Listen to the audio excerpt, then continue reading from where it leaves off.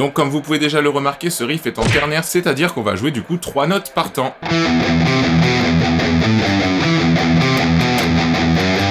Nous avons cette note pivot qui est le mi muté et nous venons intercaler des notes entre ces mi mutés. À chaque fois, le dernier temps, c'est une petite montée ou une petite descente qui permet de transitionner vers la partie suivante.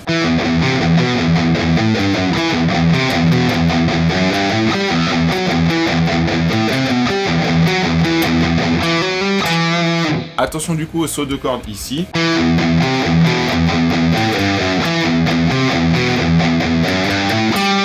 Je joue tout en aller-retour, donc on va avoir des coups vers le bas, des coups vers le haut. On est sur une gamme de mi mineur, c'est-à-dire que toutes les notes issues de ce riff vont être sur notre gamme de mi mineur. Toutes les notes sont frettées sauf le dernier temps de la 4e mesure. Là je le joue en legato.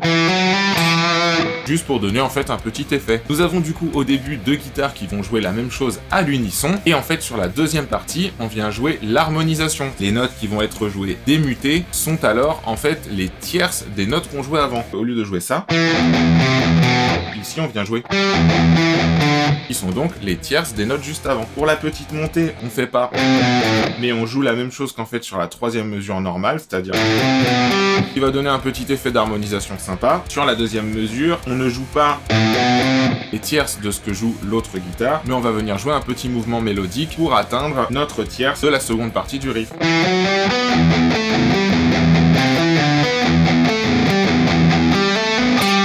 Et là, sur la fin de la mesure, pareil, on joue en legato.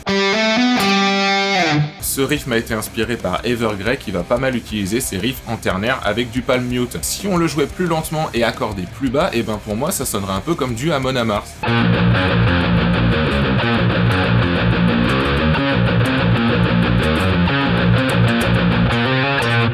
Bon courage pour la main droite et on va le rejouer une seconde fois.